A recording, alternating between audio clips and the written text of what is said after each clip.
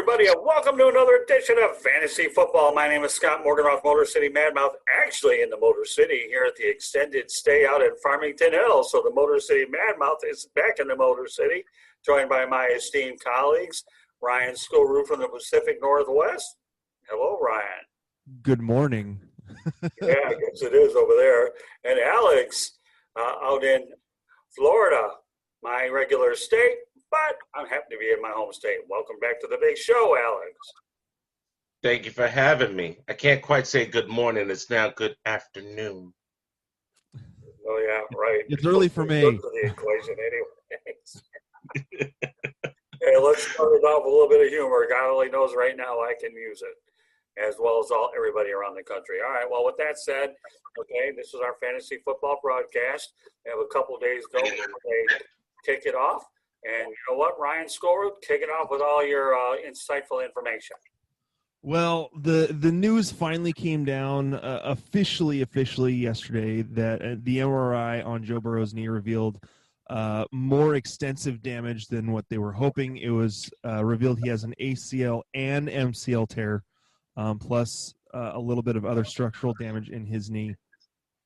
Looking at the timeline for this. A couple years ago when Carson Wentz tore his ACL, I want to say it was in week 10, ended up missing the first 2 weeks of the next season as well. This seems to be like a little bit more damage to the knee of Joe Burrow. So with that, I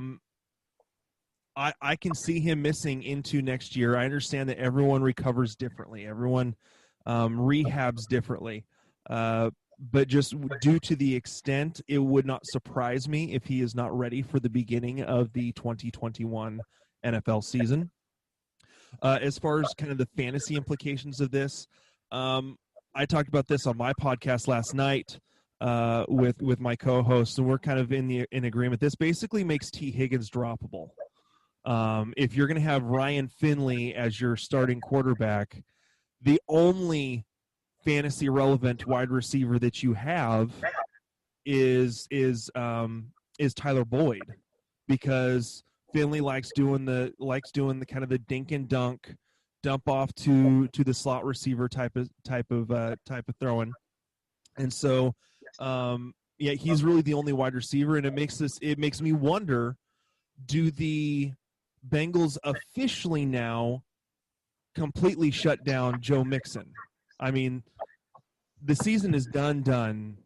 I mean, they weren't going to the playoffs or anything this year, but it was nice to try to see what they could get with Joe Burrow. And now with him out for the season, I can see them completely shutting down Joe Mixon for the rest of the season. So that would make sense to me. Why bother risking further injury with a key core player? I'm way away, Ryan. Moving on to the Bears, both Mitchell Trubisky and Nick Foles are still dealing with injuries.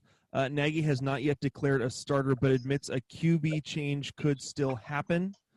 In terms of fantasy relevance for this, if it's Mitch Trubisky, everything I think stays the same for Allen Robinson. Allen Robinson will still get 10 to 11 targets a game, only 4 of which will actually be catchable. No matter which of those two guys is throwing to him. I think Darnell Mooney still gets targets. If anything, if they move from Nick Foles to Mitch Trubisky, I think Jimmy Graham loses targets because Nick Foles has been more throwing to the tight ends, especially in the red zone. So I think that kind of drops Graham just a little bit if they do end up making the change there. So both Mark Ingram and J.K. Dobbins test positive for COVID-19 and are out against Pittsburgh for the Thanksgiving night game. Look at this. I mean, obviously, this makes Gus Edwards a priority grab for the waiver wire, which we'll go through tonight. I don't see Justice Hill honestly, I don't see Justice Hill doing a lot. He's kind of been, for me, a disappointment in fantasy over the last few years. And really, overall, Pittsburgh has played pretty well against the run all season. Really, the one game that they really got gashed was the last game against Baltimore. So, go ahead, Alex. Williams, the defensive tackle, also had COVID-19 related symptoms, and there will be no Calais Campbell due to a calf injury. So if you're playing Lamar Jackson, it's only because you're desperate this week for fantasy, and I don't believe Baltimore is a threat to Pittsburgh this week. They should go 11-0. Yeah, I'm with you there. This I think basically knocking out a major part of the. I mean, you got the defense there, and then knocking out a major part of the offense with Ingram and Dobbins. It's going to have to force Lamar Jackson to pass, which, as we've seen this year, isn't necessarily the best formula for the Ravens. Christian McCaffrey is still considered week to week. He is already on most fantasy platforms been considered doubtful for this week. Makes me again wonder, they'll probably just wait until after the bye. I'm guessing this is a wait till after the bye. He'll be ready week 14 for fantasy playoffs. If those of you who drafted Christian McCaffrey are still going to make the playoffs. If you're in a situation like me where your first two draft picks were Christian McCaffrey and Austin Eckler, ow! It doesn't matter how many moves you've made, you are likely not in the playoffs. I am floating at 500, and scored the least amount of points in the league because of my two biggest weapons, who were set for great years, both go on IR for extended periods of time. So, speaking of IR, Seahawks placed Greg Olsen on injured reserve. My opinion is this ends his career with all the foot and ankle injuries that he has had. This was a non-contact injury. He took 2 steps off the line and tore the plantar fascia tendon in his foot. So he's done. Yeah, I think that this ends his career. This is it for him. Solid career. I was hoping that he would have a decent year with the Seahawks, and when he was involved, he was good. But the Seahawks just haven't involved the tight end as much this year as they have in the past. That, and they've had 8 tight ends on the roster and given each one 3 or 4 snaps each game. So it's just been a carousel in terms of who's actually getting the production at tight end. Shameless plug. I see you. I see what you did there.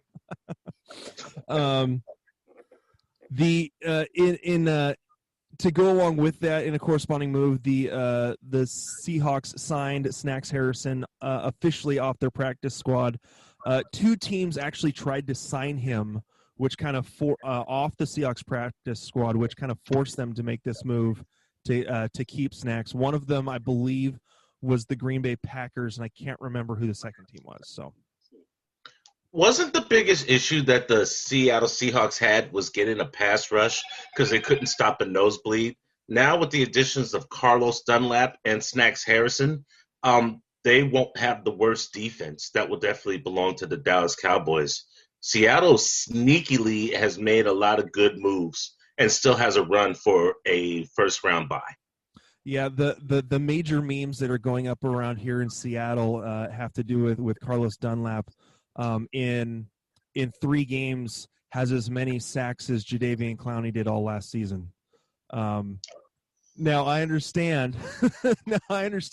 Jadeveon Clowney was a disruptor though he may not have gotten the sacks. That's never been his MO as a football player. He's been more of a run stopper, getting about, I think the most amount of sacks he's ever had in a season was 9.5. And so just seeing a pure pass rusher, and then having someone like Snacks Harrison who can just eat up blocks in the middle, definitely it'll be interesting to see what the defense for the Seahawks can do moving forward. And now it helps. They have the easiest schedule moving forward. They now face the remaining games are Philadelphia, this next week on Monday Night Football. Then they play Washington. Meh. Then they play the Jets. Yeah, this is their remaining schedule. I think they played the Giants, and then I think the last game of the season is at home against the Rams, or something like that. So, or no, they get the Rams at home, and then one game, and then against San Francisco. San Francisco 49ers with Jimmy, but no Kittle. Yeah. So the Seahawks have a pretty easy schedule going down the rest of the way. Jets rookie running back LaMichael Pirine likely out at least a few weeks with a high ankle. Again, this is another one that I discussed with my co-host last night, that this is another one where they may shut him down for the season. Again, the team isn't looking good. They're still having to deal with Joe Flacco as their quarterback because Sam Darnold can't get healthy. And I feel sorry for Frank Gore. Seriously. Yeah, I heard that he doesn't want to go out 0-16, and unfortunately, Adrian Peterson's in the same predicament with the Lions being pretty poor. But at least Frank Gore is saying, please, whatever it is, I don't want to go out 0-16 in it. Tell you what, and we're going to get to the Jets and the Dolphins a little bit later. But go ahead, Ryan. So I can see with them seeing a little bit in LaMichael Pirine. I mean, I would have liked to have seen him get a lot more work this year. I understand Frank Gore is Frank Gore, but you need the Jets need to see what they have for the future, and they just, in my opinion, didn't really. In a lot of cases, not that they have much for the future except for draft picks at this point. Right. I would have liked to have seen LaMichael Pirine get a little more work this year, but Adam Thielen is now on the COVID list, so a little bit of a bump to Justin Jefferson for this next week. And reports are coming out that Austin Eckler, could be returning soon. You got to love the Twitter hype videos of guys squatting and running forward but not making any cuts. So we'll see. I think he's another one that will be back in time for the fantasy playoffs, and that's about it. I just want to say a little tidbit about the Chargers. I love the fact that I have Keenan Allen in a couple of leagues, and I love the 16 catches. What I don't like is the fact that the Jets were able to play close to the Chargers, and the Chargers only win 34-28. Chargers defense is soft, and they scored a touchdown to make it even worse. Yeah, the Chargers defense has been less than stellar. I understand they've dealt with a couple injuries in their secondary as well, but Derwin James. Derwin James, because they have Chris Harris as well, who's been off and on injured the entire season. And so they've been dealing with injuries there. Honestly, the best part about the Chargers this year is watching Justin Herbert. And as a Washington Husky fan, I hate saying that about an Oregon Duck, but but Herbert has been phenomenal, and I've loved the fact that I've been able to use him on my fantasy team this year. He's been keeping one of my teams, afloat and at least close to a playoff berth. So. Well, I've got to mention this little tidbit that I just read moments ago about another former Oregon Duck. Joey Harrington said the highlight of his career was beating the Detroit Lions on Thanksgiving. Well done, Joey. It's not like there were many highlights in your career anyways. Even though you got that win against the Miami Dolphins, with the Miami Dolphins against the Lions, so be it, Joey. And I realized that he was in a very difficult situation, going through a few head coaches and offensive coordinators, which is really a sign of trouble for any young quarterback. But really, there were some underperformance issues with Joey Harrington, and the track record for Oregon Duck quarterbacks hasn't been overly that great through the years. I believe Achilles Smith came from that as well, didn't he? Correct. Yes, he did. So, Ducks don't necessarily quack in the NFL, pun intended. All right, that's it for my notes. Okay, let me go over a couple things. Kudos to Alex. Nailed it. Indianapolis beat Green Bay 34-31, much to the dismay of a lot of our Packer fans. Okay, but Alex, I have a policy that you give credit where it's due on this broadcast. So yes, Alex, Indianapolis has the NFC North 4-game sweep. Okay, Alex, good stuff. All right, give yourself a bow, whatever you want to do. This, whatever, blah blah blah, blah blah blah. Okay, there you go. That grin is good enough. All right. Who saw the Denver Broncos beating the Miami Dolphins 20-13 over, and Ryan Fitzpatrick taking over for Tua in that football game? Didn't see it. Maybe Tua was reading too many headlines. Guess what, Tua? You have to play every week. Ryan Fitzpatrick got to play, so add a few more yards to that interesting, illustrious Harvard career. And the Houston Texans 27-20 win over the New England Patriots at home. Who would have saw that? My goodness, couple of good specials. Why am I bringing these games up? Because we're going to be talking about these very few teams. All right? Ready to break down some football games? Let's do it. Let's do it. Texans 3-7, Detroit Lions 4-6, and how ugly did it get for Matt Patricia? Now that I'm back here in the Motor City, oh my goodness, Matt Patricia has been asked about his job security more times than you can imagine, and all he says is, I'm just taking the old Belichick Kool-Aid. I'm just preparing for the Texans. I'm preparing for the next opponent. Don't want to hear about it. In a few weeks, they won't have to hear about it. But who do you have in this game? Houston Texans against the Detroit Lions. Alex, lead it off. I love the fact that Chuck E. Cheese is getting the recognition that he deserves.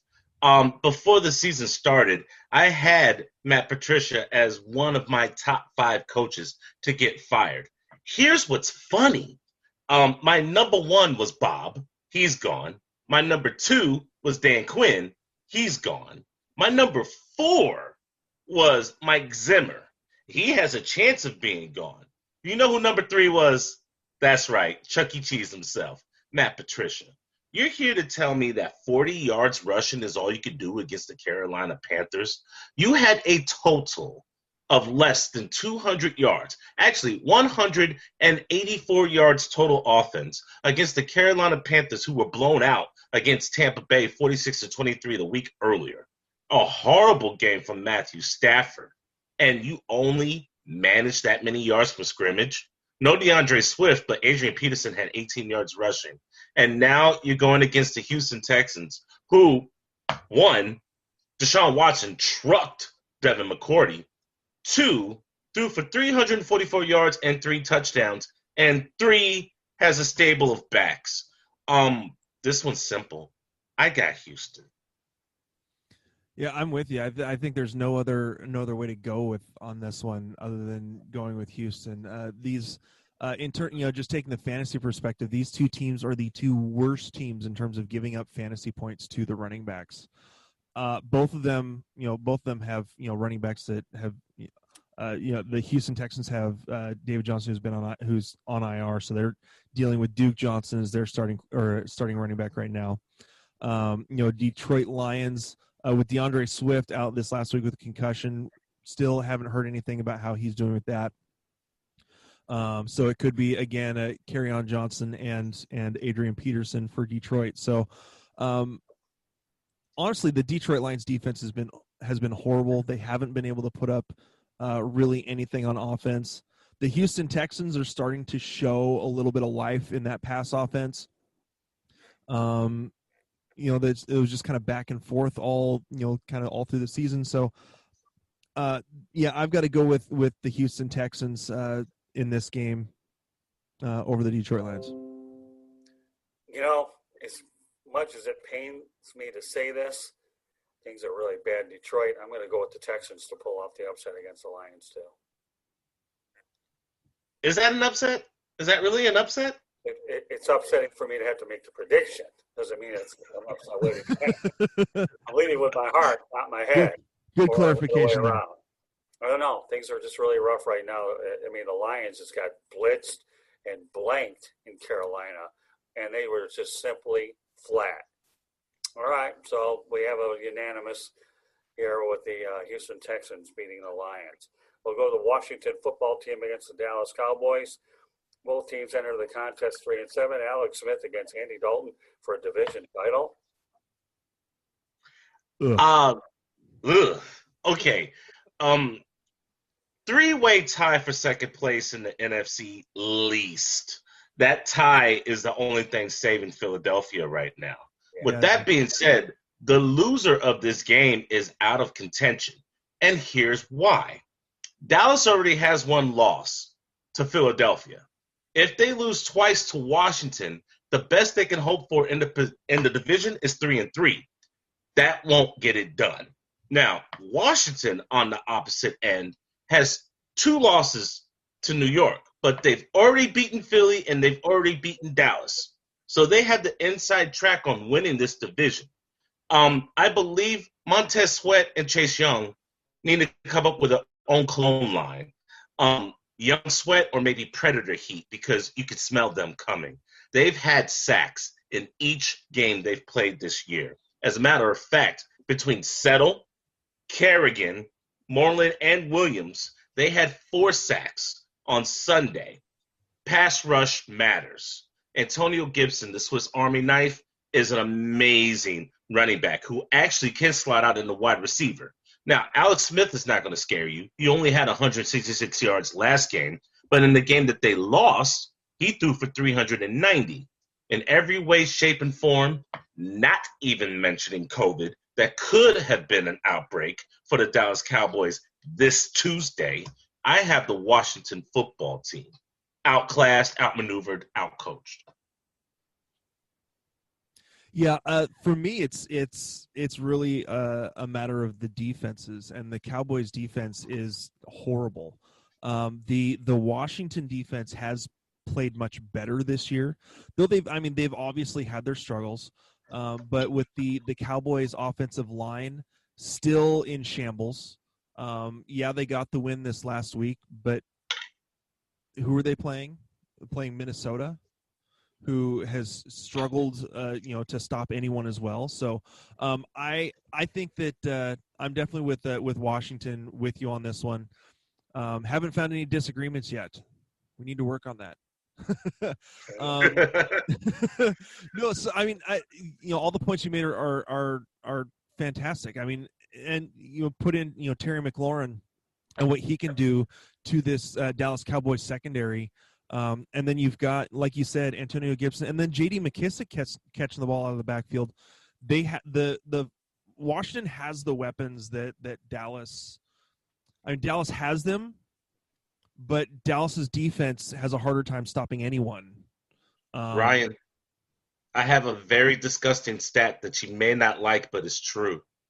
Okay. Through their first 24 games, Terry McLaurin has more receiving yards than Jerry Rice.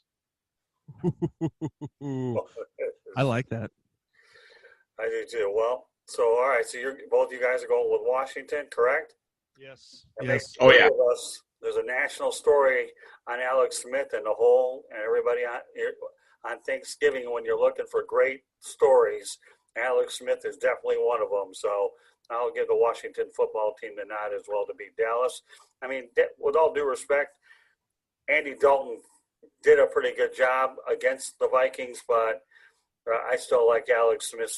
I'm riding the sentimental part here, and I'm going with the Washington football team to win again in a very winnable division. If Philadelphia trips up anywhere along the lines, who would have thought that Ron Rivera and the Washington football team could indeed have a chance at this thing? So I'm going Washington as well. All right, the Baltimore Ravens 6-4, Pittsburgh Steelers 10-0. Well, I mean, we talked about this a little bit in the news rundown. I really don't see the Steelers losing this with the Ravens having the COVID outbreak, missing weapons. The Steelers offense has really been getting going the last few weeks. Chase Claypool, Deontay Johnson, getting those two guys involved. I mean, even Eric Ebron has been getting involved as a tight end, scoring touchdowns. So I really don't see the Ravens with how they have been able to collapse when it seems like they've got games won, like they did last week against the Titans. and letting the Titans back in to win it in overtime. I've got to go with the Steelers. Boy, oh boy, how the mighty have fallen. Baltimore was the talk of the NFL last year. Now, due to the fact that they don't have a wide receiver that you could trust, their leading receiver is a tight end who's constantly getting double teamed. The running game has been almost non-existent, and now you got to go to the second-third string behind Lamar Jackson to Mr. Gus the Bus Edwards for running game. I saw Pittsburgh up front close and in person. Pick your poison when it comes to this wide receiver core.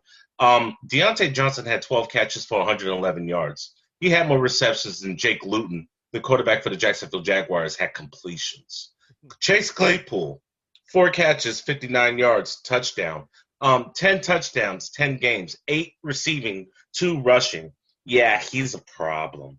It was Juju Smith-Schuster's birthday. He only had a couple of grabs. He wasn't really important on Sunday. They didn't need him on Sunday. It's Thanksgiving. I'm thinking he's going to have a breakout performance. Don't forget about James Washington. He's got 21 receptions on the season, and he's the best 4th wide receiver you could probably have. Oh, and by the way, James Conner. He had 3 games where he had less than 100 yards and totaled 105 yards between Baltimore, Dallas, and Cincinnati. Well, guess what? He had 94 yards rushing and receiving total against Jacksonville. So he finally woke up and got out of his slump. Eric Ebron is beasting in the middle, is a mismatch for linebackers. There'll be no Calais Campbell. There'll be no Williams. They're already without Mr. Stanley, so there'll be a lack of protection against T.J. Watt and them boys. Minka Fitzpatrick had 2 picks. Tremaine Edmonds had 2 picks, and he's definitely not a ball hawk. It's on prime time, and it's in Pittsburgh. For the love of God, Pittsburgh Steelers. I don't normally know how to usually give brief responses, but in Ben, we trust. In Eric Ebron, we trust. In that running game, we trust. In Mike Tomlin, we trust. The Pittsburgh Steelers are going to let the nation know how good they really are. No problem with the Ravens. All right, in a matchup that I'm familiar with, a divisional matchup, the NFC North, you have the Chicago Bears against the Green Bay Packers. How mad are the Packers after losing to the Indianapolis Colts? What kind of a state of mind is Marquez-valdes-scantling? Is he going to get over his Indianapolis situation and try to get angry against the arch rival Bears? All right, Ryan. Here's the thing. I mean, the Bears' defense has played tough against good teams. Let's not forget that they shut down the Tampa Bay Buccaneers, but I think that they've been shown to have some cracks on offense. I still think that the Packers are the better overall team because they can put up points. I'm going with the Packers in this one. I don't trust either one of the quarterbacks for the Bears to get anything done. They haven't really had much of a running game. I mean, I have a hard time trusting Cordarrelle Patterson returning kicks, let alone having him as the starting running back. So for me, I'm going with the Packers on this one. I think it's going to be a pretty tightly contested game. I think that the Bears defense is probably going to make some decent stops, but I still think in the end, Aaron Rodgers and Davante Adams get this done. Marquez-valdes-scantling was threatened and given death threats by Green Bay Packer fans and faithful because he fumbled the ball against the Indianapolis Colts. Last time I checked, Green Bay was up 14 points before the half. Last time I checked, Aaron Rodgers was still the quarterback, and Aaron Jones and Jamal Williams were on the field as well. Last time I checked, the Indianapolis Colts grounded out a game and outscored Green Bay 20-3. So what happened to Marquez-valdes-scantling is a shame, and they should be ashamed of themselves. Now, on to Sunday's game. This one hurts. I'm originally from Chicago. and Chicago as a Green Bay problem. I don't trust Nick Foles. I trust Mitch Trubisky less than I trust Nick Foles. Montgomery, where are you? Where have you been? And even if you show up, will Matt Nagy use you? Now, that was a cheap shot you did with Cordell Patterson because he does have 8 punt and returns for touchdowns. So he's legit, but I don't want to see him at running back. I completely agree with you. I think Allen Robinson is mad that he took that money because he doesn't want to be in Chicago. There's so many other people who could use his services. And that defense is a Lamborghini. That offense is dumpster juice. I have Green Bay. Okay. Well, I'll tell you what. This is where the age thing comes into play for me. When you're a GOAT, and I don't mean the greatest of all time in Green Bay, but a literal GOAT. Ask Dan Devine if something bad goes wrong in Green Bay. He had his dog killed out in Green Bay. So you think what happened to Marquez-valdes-scantling was bad, talk to Dan Devine, and he'll tell you about the dog that didn't have any bark. Okay, so I do believe that Green Bay bounces back. It's a very close contest. I really also believe, though, that Chicago should ditch the Nick Foles experiment, put Mitch Trubisky out for the rest of the year. He's more mobile anyways. He's not a sitting duck in the pocket like Nick Foles, and see what you have the rest of the year with Mitch Trubisky. That's what I think they should do. But Green Bay does win it narrowly in this football game. I think Marquez-valdes-scantling comes out humbled by the whole situation. And the Packers need to win these football games if all roads lead to Lambeau Field. Margin of error with one team getting a bye is so narrow. And when you're looking at the Seattle Seahawks, one of the teams you're fighting up against, Green Bay needs to win. And I don't see them losing 2 in a row.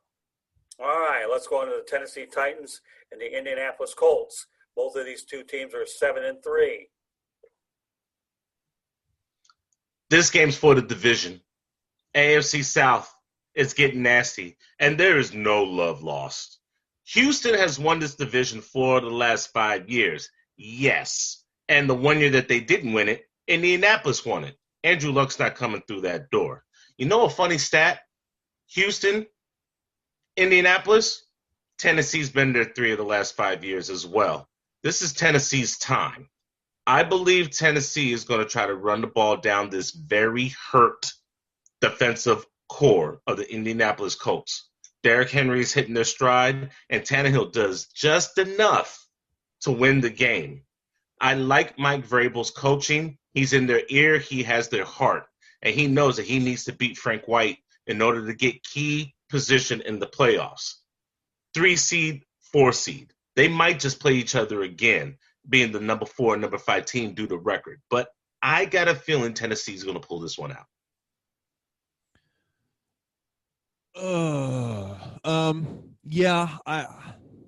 This is one of those ones where it's a coin flip for me. I like Tennessee, and I like their offense and what they can get going, because once you get Derrick Henry going, Ryan Tannehill really starts going. The Indianapolis defense, for the most part, has been just really lights out this year. But it's in terms of Derrick Henry, he has his best games in division. And so I like what Derrick Henry can do in this game, but I think I'm still going with Indianapolis. I think we finally found some disagreement, Alex. And again, I'm not pulling up. This is more of a gut feeling for me. It's not so much in the stats. I think that Phillip Rivers can get enough done against this offense. The Titans defense has really struggled pretty much all year. Take the last 5 weeks, they're giving up well above average points against running backs, above average points against quarterbacks. And I just looking at what Michael Pittman has been doing, I like what he can do against this defense. So for me, I'm actually going Indianapolis in this one and trusting the Indianapolis Colts defense to for the most part hold hold Tennessee in check, though I still think that Derrick Henry has a really good game. You know Hey what? guys, I apologize for interrupting. I just got some news. Marcus Paul died at Dallas Cowboys practice today. Oof. Oof. Wow. So Breaking that's news, so folks. that's what the medical emergency was. Breaking news. Okay. All right. Let me give you my prediction before we give a moment of silence. Okay. Well, that's as close of a moment as we're going to get here. At any rate, I'm going to go along with you, Ryan. I believe the Indianapolis Colts are going to win this football game too. Phillip Rivers is on a mission to get the Colts to the playoffs. Leaving the Chargers last year, he'd like to think he has a playoff appearance or two left. So I'm with you all the way. I like the Colts in this one as well. All right, let's talk about the Arizona Cardinals 6-4 against the New England Patriots 4-6. I actually thought the Patriots would be 5-5, but the Houston Texans had something to say about it. But you have Kyler Murray and Cam Newton playing in frigid temperatures up in New England. I don't know how this will be an interesting battle here. I never know what Kool-Aid to break with the. All right, when I think the Arizona Cardinals are on a roll, they're not on a roll. So you want to call it the Dr. Jekyll and Mr. Hyde. What matchups show up? Is there a miracle for DeAndre Hopkins over in Foxborough? I don't know. All right, who wants to take this one? Go ahead, Alex. Thank you. I have no idea why Cam Newton wants to dress up like the guy that used to climb the hill for The Price is Right. You saw that That meme was too. horrible. That wasn't, oh, yeah, I hear it in my head right now. Damiere Byrd should not be your best fantasy relevant wide receiver over Julian Edelman and N'Keal Harry. You're going to the toaster. Arizona's a little bit upset because after they pulled off the miracle against Buffalo, they lose to a division rival. And who better to take out their frustration than a team that is A, unable to stop the run, and B, only has one good corner. You have DeAndre Hopkins and Larry Fitzgerald. I'm calling it. Larry Fitzgerald's going to get his first touchdown this Sunday. You can quote me on that. Kyler Murray, faster than anybody else on that team on defense. They need to keep pace with the Rams and Seattle. In every way, shape, and form, I got Arizona. I think I got to agree with you again. I hate saying it because I hate predicting that division rivals are going to win as a Seahawks fan. But the Arizona Cardinals have struggled a little bit in terms of what they give up to quarterbacks and wide receivers, but have been pretty solid against running backs. And in terms of the New England offense, it seems like they just don't have any consistency in their game planning. I mean, I couldn't understand this last week how they had Damian Harris breaking off chunk plays against Houston and then don't give him any more carries for like 2.5 quarters. They're going to Rex Burkhead. They're going to, and I understand Rex Burkhead's been really solid before he tore his ACL this on Sunday. But just the way that they have utilized their running backs, and Cam Newton, throwing for, however many yards it was, for, having a decent passing game for the first time since going up against Seattle. I don't know. There just does not seem to be a whole lot of cohesion on that New England Patriots offense. Their defense has been struggling, very middle of the road all year. And so, yeah, I'm with you. I think the Arizona Cardinals take this game because even if Gilmore is on Hopkins the entire game, you still have, like you said, Larry Fitzgerald. You still have Christian Kirk, who has, for the most part, been pretty decent as the number 2 wide receiver in this offense. And the Arizona offense has put up more yards than anyone else this year. So they have a decent running game. They can utilize both Chase Edmonds and Kenny Drake out of the backfield. Kyler Murray can run the ball as well. I have to go with Arizona. All right, well, since I'm doing this broadcast from my hometown in the Motor City, okay, I used to go to elementary school right down the road. There's a thing called boy, girl, boy, girl, boy, girl, okay. What does that have to do with it? It has everything because the Arizona Cardinals win, lose, okay? So they lost last week, so I'll say they win this week. And the New England Patriots, to me, look like nothing more than a circus. Now, right down the road here on the Lodge Freeway and 696, they used to have a place called the Shrine Circus. So what we had over there, over at the Michigan State Fairgrounds, were a bunch of clowns. And the way Cam Newton dresses, he's a big clown. We'll see where he winds up next year. Going with the Arizona Cardinals. So nothing like the good old days. Boy, girl, Arizona Cardinals will win. I'll look like an idiot next week here in this very city. Okay, so go ahead, Cardinals. Make me look bad again. But if you do, at least you're making the two of us look bad as well. Miami Dolphins 6-4, New York Jets 0-10. Why would I even bring this football game in? Because the Miami Dolphins don't want to be the team that gives the New York Jets an opportunity to win a game. And considering the way the Dolphins laid an egg out in the Mile High City, will they lay one in the Big Apple against Joe Flacco, Frank Gore, for whom, by the way, played for the Miami Dolphins recently? I don't know.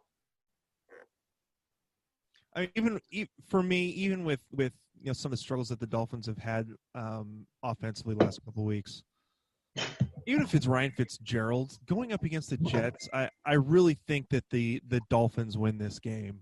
The Jets just look awful. And really, I mean, the quote-unquote strength of the Jets offense, and I use that term very, very loosely, has been what little bit they've been able to get in the passing game, deep balls to Brashad Perriman. The Dolphins have a decent secondary, and I just don't see a ton of work getting through for the Jets against this Dolphins secondary. I've got to go with the Dolphins. Dolphins were going to beat the Broncos until they got high. As far as I'm concerned, we shouldn't even mention the Jets. I mean, they are the first team eliminated from playoff competition, and we're barely in week 12. That's how bad the Jets are. I believe Miami's backups could beat the Jets. I believe wholeheartedly that Ryan, myself, and the UCF Knights could probably beat the Jets. The Jets are like the ugly ex-girlfriend that makes you change your number. There's no reason why we should even be talking about the Jets. I have Miami. Well, we're talking about it because it's a trap game, and that's the only reason I brought it up. But we had that Denver Mile High. I'm going with Miami as well. I think Tua got a little bit of self-evaluation, knowing that he had to sit behind Ryan Fitzpatrick during the second half of the Broncos game. So I don't see the Miami Dolphins giving the New York Jets their first win at all. It's a clean sweep here, Miami Dolphins all the way in the Big Apple. All right, the New Orleans Saints against those Denver Broncos. The Saints are 8-2. The Broncos 4-6. Taysom Hill was under center. How do you guys like the way that Taysom Hill played as a starting quarterback? I think he is. I thought he was. I'm going to say he's good for fantasy. He's not a great football quarterback. That's kind of that's my. I think he's good for Michael Thomas. Not so great for Alvin Kamara in terms of fantasy production. He was erratic. He had happy feet the first half, settled down a little bit, was vulturing touchdowns away from Alvin Kamara. I agree. However, he was hitting Michael Thomas. Whenever you have a quarterback who throws the ball that looks more like a punt, that can't be good. I'm glad Emmanuel Sanders caught it, but wow. Look, Atlanta, Denver, Philly, Atlanta. So if you were ever going to experiment and have a tight end - quarterback be your starting quarterback, it would be now. And with the way that the defense is playing, it really doesn't matter. I got the Saints. Yeah, I'll go with the Saints too. I mean, you have to go with them. I realize the Miami Dolphins came in a little flat, but the Saints are an awfully good football team. And, Alvin Kamara and the people and the weapons you just mentioned, Alex, with all due respect, I don't see another letdown in the Mile High City. I think the Broncos were fortunate to beat the Dolphins, but no, the Saints go marching into Denver with a win. And I'd say a rather convincing win. They'll go to 9-2 and they'll look good doing it. Final game, Kansas City Chiefs 9-1 against the Tampa Bay Bucks 7-4. Tom Brady's arm strength came into question. I did see bits and pieces of last night's game. And I'll tell you what, if there's ever a guy who showed some age and his ability to not get the football downfield, I really, truly believe that I'm not drinking the Tom Brady Kool-Aid anymore. And they keep losing on national TV. So, with all due respect, Tom, I'm glad that you're a University of Michigan alumni, okay, and you've won 6 Super Bowls for the all-time winningest football program, but you're not playing in the Super Bowl in Tampa. I'll lead off with this one. I think the Kansas City Chiefs go marching into Tampa, and they're going to rout the Buccaneers. May I, Ryan? Go ahead. May I? Go ahead. Thank you. I've covered this team for quite some time. My alter ego, Fantasy and Flavors, published something last night. I'm not worried about fanboy sites because they only cover one team. The Florida Sun covers all Florida teams. So let me give you my fair assessment of what I saw last night. The Rams didn't require a sack because it got pass pressure and rush pressure from everywhere. The offensive coordinator and the offensive line should be slapped. You can't have only 42 yards and abandon the rushing game against the upper echelon teams in the NFC. Brady is old. Father Time is undefeated. Right. But when you go 1 of 9 trying to pass more than 15 yards, that's a reflection on you, Brady, not the offensive line. Your defense is cinnamon toast crunch. You are great against the run. You guys can't stop a cold. Cooper Kupp and Robert Woods clowned you guys last night. Cooper Kupp had 9 catches and 109 yards at the half. He finished with 11 catches for 145 yards. Fantasy points. Oh, you got Robert Woods? 12 catches, 130 yards, and a touchdown. Fantasy points. You guys can't cover out in the flat because the linebacker couldn't keep up with Van Jefferson, who only had 1 catch last night. Oh, and better yet, they decided to do the exact same play with Cam Akers. Now you got a Seminole and a Gator making the linebackers look silly in Raymond James Stadium. 1 catch apiece, they each get a touchdown. Tampa Bay in no way, shape, and form is ready for the smoke known as the Kansas City Chiefs. You got the best tight end in football in Travis Kelce. There will be a cheetah loose on the field in Raymond James Stadium. Oh, and by the way, there's no love lost between Patrick Mahomes and Tom Brady. Still waters run deep. And we remember the nut job that happened a couple of years ago when Brady got all the calls against Kansas City. Well, now the shoe's on the other foot. And Brady's in a retirement home known as Florida. Look for Kansas City to come out and just score and score often. And as far as the bend but don't break defense of Kansas City, I think they're going to be ball hawking because Brady is not the same Brady. Yeah, I'm with you here. I really think I think that Brady's age is showing. Going up against a couple weeks ago against Carolina, things just the Carolina defense just wasn't up for that game, to be completely honest. Looking at overall stats for the year, the Buccaneers defense has been good overall. The problem is the recent trend. Just fantasy points tend to show what's going on lately. And overall, on the season, Tampa Bay, yes, is like the 4th best against quarterbacks, the 2nd best against the run in terms of giving up fantasy points. 4th best against wide receivers. But if you look at what's happened over the last few weeks, I think it's over the last 5 weeks, Tampa Bay gives up to quarterbacks almost 4 fantasy points above average to quarterbacks. 6.5 points below average to running backs. So they're still doing a good job of stopping the run game. But 4.5 points above average to wide receivers, 3 points above average to tight ends. That tells me that Travis Kelce's going to eat. Tyreek Hill's going to eat. Patrick Mahomes is going to eat. Maybe Clyde Edwards-Helaire doesn't have as many yards. Maybe he catches something out of the backfield instead and gets a touchdown.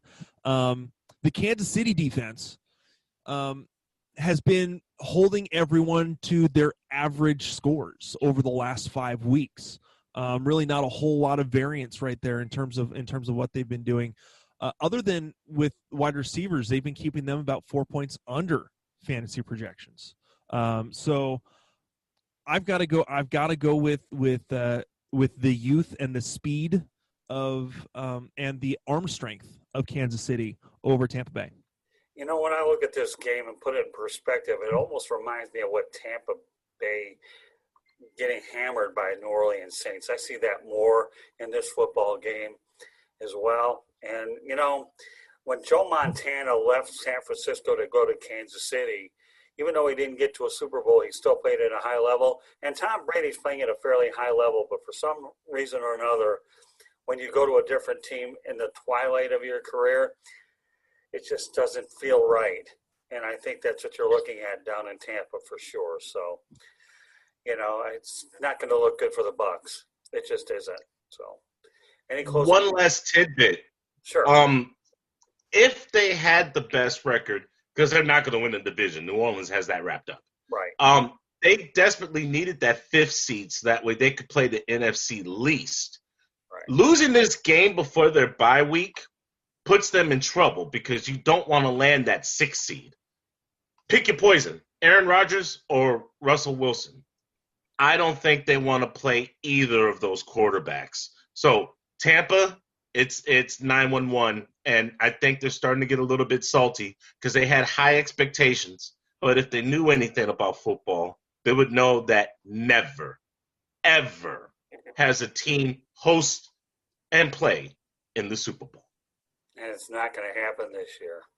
Just as much as it sounded good, all the weapons you've added from Leonard Fournette, Rob Gronkowski, Antonio Brown, it doesn't make any difference. Doesn't matter. They're just not. Talent does not equate to victories. Exactly. Thank you. All right. So, you guys, anybody have any closing thoughts? For me, closing thought for me, happy Thanksgiving week. Enjoy watching some football on Thanksgiving. Enjoy whether it's time with family or maybe, if you're estranged from family, enjoy time with friends. Take some time to just relax this week. We have fun talking about football, talking about fantasy football. Take some time, enjoy. Here, my family traditions: respect the turkey for the next couple days. You can start playing Christmas music as soon as Thanksgiving dinner is over. Then it's officially Christmas season. Until then, respect the turkey just for a couple days. All right, Alex, why don't you let everybody know how they can get a hold of you? My final thoughts, 2020 has been a hell of a year. Thanksgiving should be one of those holidays where we actually stop and reflect on what we are thankful for. We've lost a lot of people this year. We've lost a lot of time, and it's been tumultuous between the politics, the death rate, and just our fantasy teams just being destroyed. Enjoy the time that you have with people. Enjoy the butt whooping and lashings that Detroit and Dallas are going to get. Enjoy the people around you. You can reach me on Twitter at ALXFLMNG. That's Alex Fleming. No vowels other than the A. The carousel. Either you're on or you're off. We will be off this week. It's Thanksgiving. Nobody wants to hear us talk for an hour about football when there's holidays, turkey, and shopping to do. Sports Arena. You can catch my show from last night, or you can catch some of the news that we're going to do later on tonight. Magic Perspective, NBA free agency happened. I wasn't ignoring it, and I'll be talking about it tonight. Skull King Sports with the man Ryan Skolrud and Scott Morganroth. Thank you for having me on. Thank you for having me as an addition. Oh, and Florida Sun Review, Central Florida's oldest black living newspaper. We've only been around for 90 years. We might be doing something right. You can go online and read some of my material if you'd like. I believe they're posting the paper this Wednesday. All my articles between Miami, Jacksonville, and Tampa. I also write about the teams that they played too. I'm a boring guy. Can hardly tell. All right, Ryan, let everybody know how they get a hold of you. You can get a hold of me. Obviously, follow us on SkullKingSports.com, our main website, where we cover not only football, fantasy football, but we cover the kind of the arena of sports in general with some NBA, MLB, and some racing, including Formula One action on there. You can follow me on Twitter at Ryan Skolrud. You can follow Skull King at Skull King Sports. You can follow us on Instagram, Skull King Sports, as well as going on Facebook. We have multiple different fantasy pages, sports pages, and groups. Just look up Skull King Sports, and you will find a plethora of pages and everything to find the information you're looking for. You can also follow my fantasy football podcast on any major platform where you get your podcasts. We're also on YouTube where you can see it there. So. All right, folks, I got to tell you, I'm doing this broadcast with a heavy heart. And the reason why I'm doing it with a heavy heart is I'm in Metro Detroit because my mother has been put on hospice. She doesn't have much time. This may be the last broadcast I do with her alive. I love you, Mom, very much. I've had you around nearly 58 years. I can only hope you can hang on. I was with her the last couple of days. I'm leaving my hotel right now to spend time with her and trying to squeeze every moment I can out of this whole situation. My brother currently is hospitalized with COVID-19 at the University of Michigan Hospital, and he's going through a tough time. And my Aunt Judy right now shattered her kneecap, and she's dealing with some issues at rehab. This is a hat trick for all the wrong reasons. But you know what? I have a strong passion for doing what we do. That's why I'm determined to do it no matter what the situation is. It's the right thing to do is to entertain you folks out there. That's why we're doing this broadcast, and we're going to keep doing it no matter what, because that's what we're here to do. So I hope that everybody enjoys their family for Thanksgiving. And yes, 2020, good riddance. The sooner, the better. You want to get a hold of us? You can do so at on Facebook and Instagram. South Florida Tribune gets it done. Twitter at Tribune South.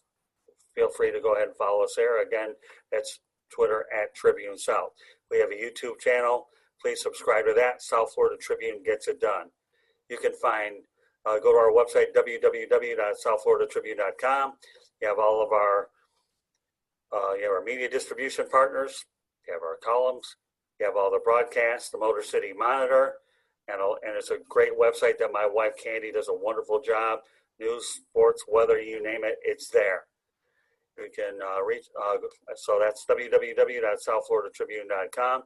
You can email us at southfloridatribune@gmail.com. You can catch up with me on LinkedIn, Scott Morganroth.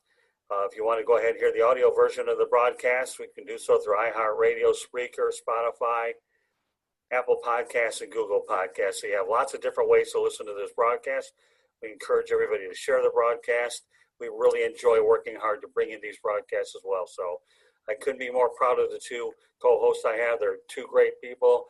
They have totally different personalities, what makes them genuinely great at what they do.